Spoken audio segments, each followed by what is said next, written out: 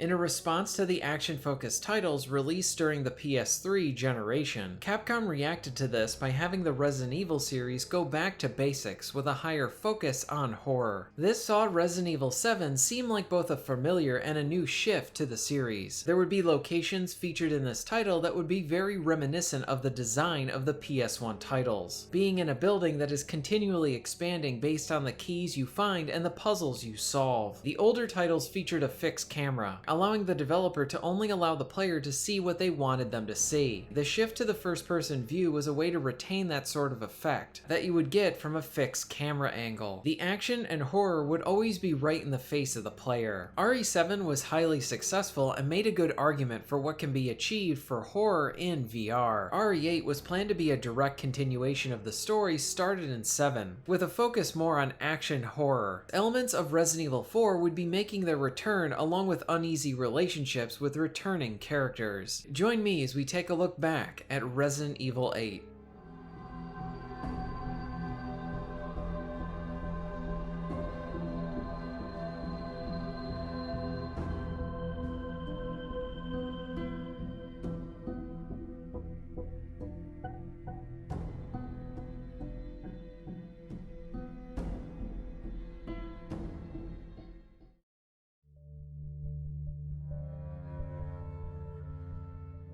The development for the mainline entry following Resident Evil 7 began several months before 7 was even shipped. RE7 was a situation of the series taking it back to basics with a higher focus on the horror, with a few new elements with the setting, characters, and first-person perspective. Resident Evil 7 was paying tribute to the very first Resident Evil in a new way, with their approach. As the development for Resident Evil 8 began, the studio opted to continue the first-person perspective change, and when 7 launched with a large amount of positive praise, it was a sigh of relief that this change from third to first was a good move for 7, along with the upcoming 8th entry. Capcom tries to approach every new installment of Resident Evil with a blank slate. This allows the developers to exercise their creative juices and brainstorm many new ideas, from story beats to gameplay mechanics. This list of ideas is then discussed, explored, and then revised, to get to a set of things that they want to provide or achieve with their new game. After this stage is complete, the studio focuses on seeing how many of these ideas can fit within the established Resident Evil universe. At this point, Resident Evil had a 25-year history, and the team wanted to keep things consistent and coherent that a longtime player would expect from it. This entire process allowed the developers to respect and continue the series, while also giving them plenty of room for creativity and new elements. Where Resident Evil 7 was Capcom's take on a more modern horror, Resident Evil 8 planned on scaling up its locations from a mansion in 7 to an entire village in 8. Early in the process, Resident Evil 4's beginning section of the village with the infected inhabitants was a large inspiration on the mechanics and gameplay that would be seen in 8. The DNA of both 4 and 7 would be found in the final game. Elements of gothic horror and classic monsters like vampires and werewolves were blended into the experience. This allowed the studio to move away from the traditional zombie enemies and present something that paid tribute to classic horror and providing something new for their audience. Resident Evil 7 introduced the audience to the protagonist, Ethan Winters. He was described as less of an actual character like Leon Kennedy, but rather a persona for the player in the adventure. Resident Evil 8 would see Ethan more front and center with more development and characterization. The team wanted to focus on the aspect of him being a father and doing whatever he needed to do to save his child. This required the writing team to add more depth and personality to him that wasn't in the prior entry. They also wanted to incorporate a mystery angle with the use of Chris Redfield. He had a cameo at the end of Resident Evil 7 with a short gameplay section released after the game was out. In RE8, the goal was to present a historical and beloved character from a different perspective, allowing for the player to be uneasy around him. The player would never really know what side he is on or if he was the main threat.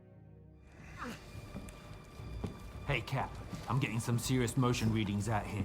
We should move on. What kind of readings? What's moving? Unknown, but my guess is we've been here too long and Miranda knows it. Hey, did you say Miranda? How are you involved? Leave it alone, Ethan. You are out of your depth. What about the sample analysis? It's definitely related to the mold.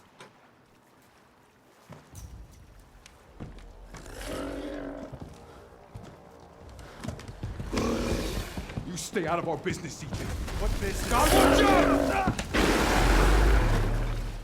The developers received an odd comment about Resident Evil 7, that many players found the game to be too scary. As a result, Resident Evil 8 was going to find a better balance to provide the thrills and scares, while not making them too overbearing for some players. This led to the team discussing the tension curve presented to the player. Resident Evil 8 needed to have a balance between scary moments and the appropriate amount of build-up to them. This meant that the team considered providing moments of solace to the player to relieve some of that tension for a bit, before the game began to build up to another memorable scare. This is all considered and curated to ensure that the player did not become immune to the significant moments. If the game featured big moment after big moment, the game may run risk of boring the player. This was a similar approach that many game developers would use with peaks and valleys for their big set-piece moments. As such, this caused RE8 to have more of an action horror approach to its design, and provide a broader appeal. Resident Evil 8 was set to be designed as a theme park of horror. The village would be one area that the player would return back to offer its own surprises, while also allowing for the game to branch off into 4 distinct locations and experiences. The goal was to keep the player continually interested and invested in the world of Resident Evil 8, along with throwing new elements and locations, which meant the player never really had the chance to feel comfortable, creating constant uneasy tension. This resulted in the creation of the 4 lords that the player would face. The village would act as a central hub for the experience, offering lots of exploration and opening up more and more each time the player returned back to it. Each of the 4 lords would draw upon classic gothic horror themes. The game would feature areas for vampires, possessed dolls, mermen, and more. Very early on in the development, the team knew that they wanted to feature a castle as one of their locations. A few ideas were tossed around for the background and approach that they would take for the residents of this location. The studio wanted this location to instill a sense of fear to stay in line with the series, while also having an element of mystique and beauty mixed in. As such, the castle would only feature deadly vampire women, as this direction could achieve what they wanted to for this castle. This is where Lady D came from, along with her daughters. The castle would provide a horror that was both beautiful and terrifying. This would be seen from the lead villains, along with the architecture to the location itself. The classic horror icon Dracula was the main influence here. This is an example of how the developers wanted each of the Lord's areas to be very different from each other in their visual design, along with the enemies the player fought. For example, the castle would feature more one-on-one encounters with the vampires, whereas the Lycan attacks would be very different as these enemies fought in groups. Resident Evil 8's development is a situation of a studio finding ways to refine the new direction that was started with Resident Evil 7. 7 marked a change for the series with this shift from third person to first person, along with a new setting and characters. The change to first person was a way to make the game more intimate with the player, and since Resident Evil 8 started development months before 7, the studio didn't really know how players would receive the change in perspective. With the launch of Resident Evil 7, it saw great success with many players enjoying the shift in view, which solidified the studio's choices as they continued the development of RE8. This new entry would take elements from the prior game, along with incorporating elements seen in the popular Resident Evil 4. The use of the village as a hub would be lifted from 4, along with a currency system for progression and upgrades. From the outset of development, Capcom wanted 8 to be the end of Ethan Winter's story, which put the writers in an odd situation. This was a character originally written as a blank slate to be the persona for the player, but this new entry would see Ethan receiving a substantial amount of development to achieve emotional moments. Resident Evil 8 took what worked in RE7 and found areas to improve on that formula, while also presenting a game that would be their love letter to gothic horror. In May 2021, Resident Evil 8 was released to the world.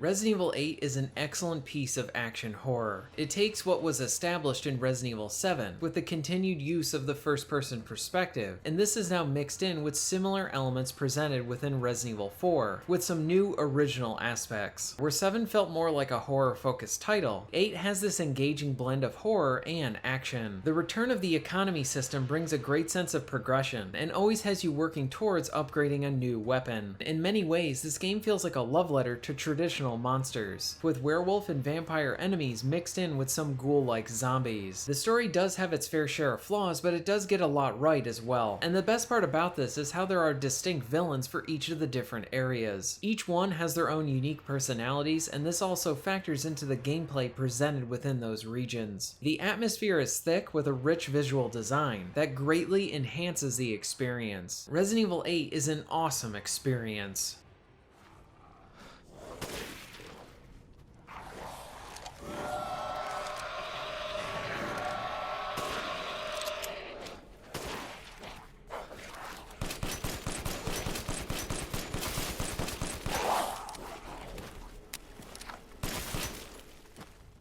Resident Evil 8's gameplay is a nice mixture of combat and exploration. While you do have the option to run away, you are actively encouraged to tactically take down your opposition. You have a nice variety of pistols, shotguns, rifles, and explosives to aid you. The weapons all have great sound effects, with impact varying on the type of weapon that you are using. For example, a pistol might cause a werewolf to flinch, but mostly shrug off the shot, whereas a blast from a sniper rifle or a shotgun will cause a lot of pushback. This allows each of the guns to not only be different sources of providing damage, but also helping the player out in different combat situations. For example, if you are surrounded and you need to get out of there, a shotgun might be a better option than a pistol, greatly increasing the satisfaction to your shots. Or how headshots can result in an enemy's head exploding, especially from a sniper rifle or a shotgun. Explosives allow you to clear the field or cause most enemies to be stunned for a bit, as you decide how you want to take them out. The mine allows you to set up some traps to bait enemies into receiving high amounts of damage. Furthering the combat is the enemy variety within this game. Like I said, Resident Evil 8 pays tribute to many of the classic monsters, by having werewolves, vampires, and zombie-like ghouls as enemies. Each of the foes act very differently. For example, the ghouls will slowly move towards you, whereas the werewolves are very fast, and will make attempts to dodge your shots. Another nice touch is how enemies react differently when you shoot them. For example, the ghouls really threw me off since they have a tendency to lunge forward when you shoot them. The boss fights in this game are really enjoyable. They mostly are bullet sponge-like enemies where you need to focus on their weak points, but many of them present an engaging spectacle. I really enjoyed the fight where you need to ride in a tank. While mechanically most of the fights operate the same, the showiness of them is vastly different and helps to keep them from feeling samey. Another nice touch is how there are mini-bosses, many of them being optional that are fun to take down as well. The combat on its own is very good, but the progression and rewards enhances this area. Each time you kill an enemy, they will drop something useful, whether that be money, a crafting part, or a treasure. This is great since you are effectively rewarded for every enemy that you take down. There is a merchant within the game who you can sell your treasures to, and he has supplies that you can buy, like new weapons, attachments, and other items. Each of your different items can be improved, like boosting their damage power or how much ammo you can hold. The weapon upgrading allows for some enjoyable player expression as you choose which upgrades you want to focus on first, depending on your playstyle. The crafting allows you to use parts to make explosives and ammo on the fly.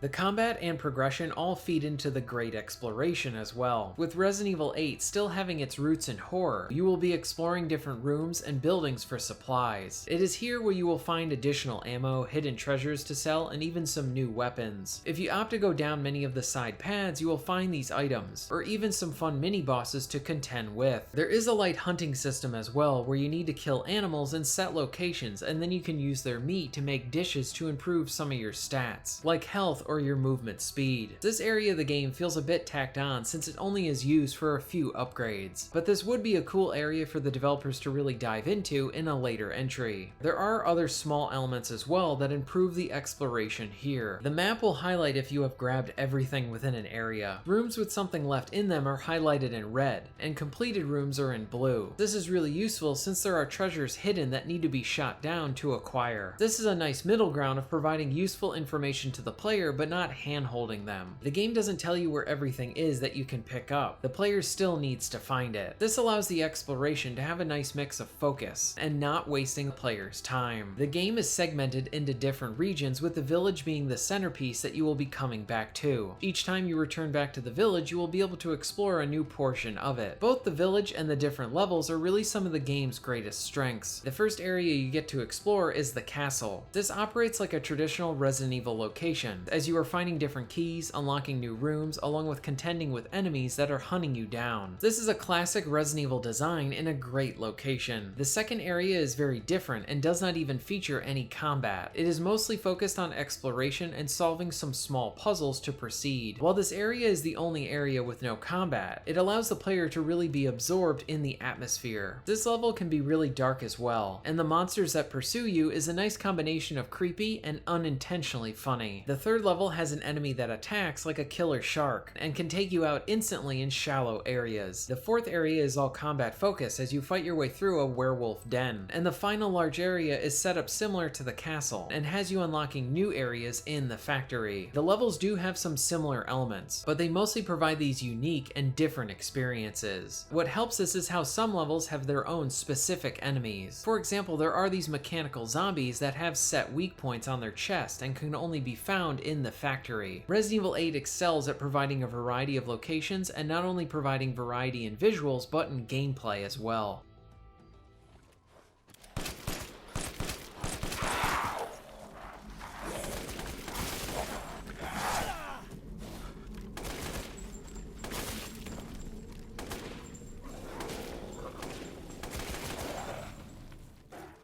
Resident Evil 8 provides a wealth of replay value to the player. After you beat the game, you will unlock the challenge shop. You are rewarded with points based on completing different challenges. You can use those points to buy new weapons to use in the campaign. Along with this, you will unlock the Mercenaries mode. The new version of this mode acts like a mixture of the old Mercenaries with some of the upgrading from the raid modes featured in the Revelations titles. You start out each level with a set amount of equipment, and as you defeat enemies, you will earn more money that you can then spend between rounds. In matches, you can find icons for additional time, along with blue ones that provide you with random perks. These can improve your damage with a weapon, movement speed, and others. The different perks allow you to have a decent amount of build diversity when playing this mode. Overall, I find Resident Evil 8 to be near perfect in its gameplay loop. The action is solid and the exploration is great, and the progression is always constant. There are a few areas that I would have improved in this section. For one, the first hour of the game is very stop and go when it comes to the gameplay. Granted, some of this is so that the story can establish itself, but there are some dumb events that happen early on, and we will get more into that soon. Once you get to the castle, the game hits a wonderful stride, and really lets the player enjoy some uninterrupted gameplay. I enjoyed the water-based Monroe area, but I think it was a missed opportunity to not include a unique enemy to fight there outside of his boss fight. This area just uses the werewolves again. I enjoyed the short Chris section in the game, but the boss fight that you had to deal with there felt like a bit of a rehash, since you already fought the same enemy earlier. Overall, I love Resident Evil 8 from a gameplay perspective. Now, let's discuss the story.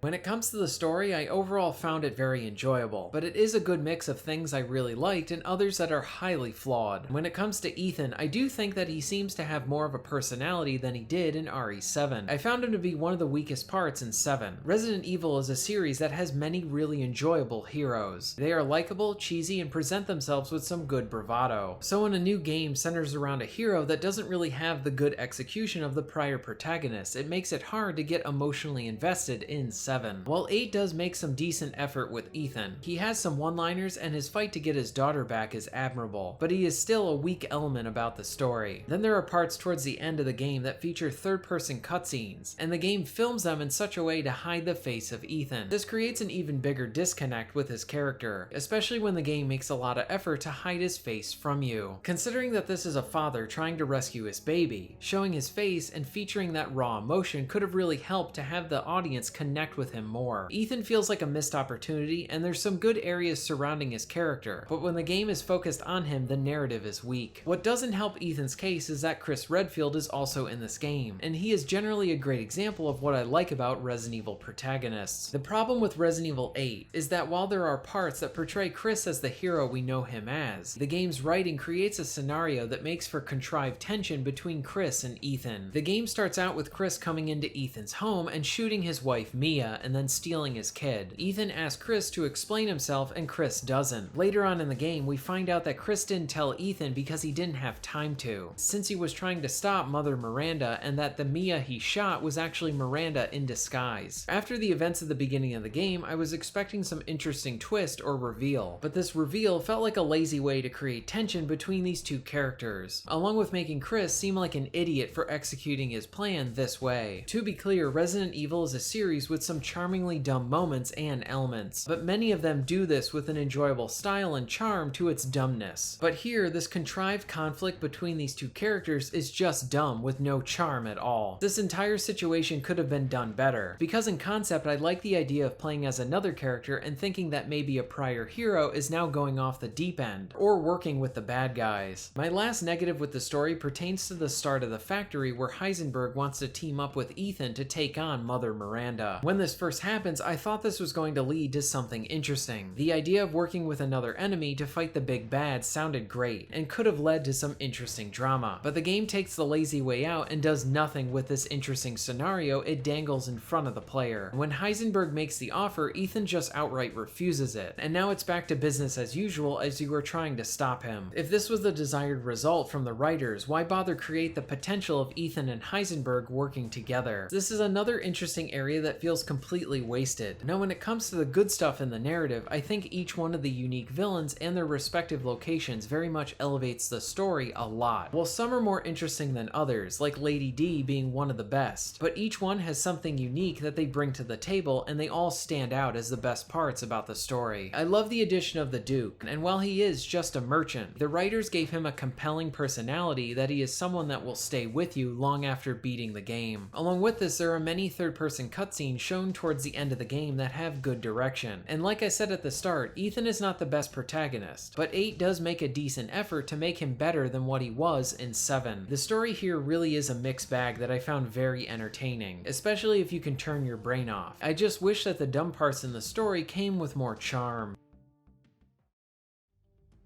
Resident Evil 8 is a great entry within the series, with a compelling gameplay loop and a mixed bag when it comes to its story execution. Exploring and battling through the varied environments is absolutely awesome. Each of the different regions features new foes and memorable boss fights. I love the return of the currency system that was started in Resident Evil 4. The story provided a lot of memorable moments from the different lords, along with the good direction, especially in some of the final cutscenes. But there were some dumb moments and missed opportunities that could have really made the narrative a lot better. The forced tension between Ethan and Chris was an interesting idea, but ultimately just felt contrived and lazy for the game's story. Even Ethan saw some more attempts to make him a more developed character, and while not all of it lands, the effort was appreciated. Overall, this is an excellent entry, and one that I beat 3 times in a row because right when I finished it, I wanted to start it again. I highly recommend Resident Evil 8. If you are interested in being notified of new videos, please hit the subscribe button and bell. And if you would like to help support the channel and get early access to content, please check out my Patreon. All of the links will be at the end of this video and within the description. And thank you very much for watching.